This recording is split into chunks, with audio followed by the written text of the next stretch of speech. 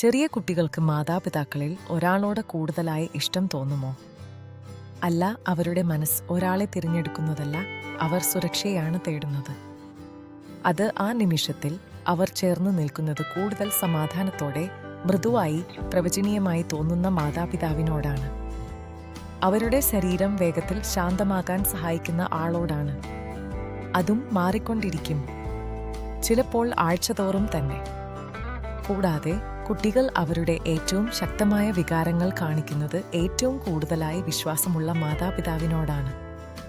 അവർ കൂടുതൽ കരയുമ്പോൾ, കൂടുതൽ പിടിച്ചു നിൽക്കുമ്പോൾ, കൂടുതൽ തള്ളിപ്പറയുമ്പോൾ.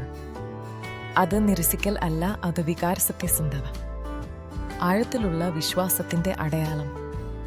മുറുകെ പിടുത്തം കുറയുകയും ദിനചര്യ സുരക്ഷിതമായി തോന്നുകയും ചെയ്താൽ അവർ സ്വാഭാവികമായി വീണ്ടും മാറിപ്പോകും.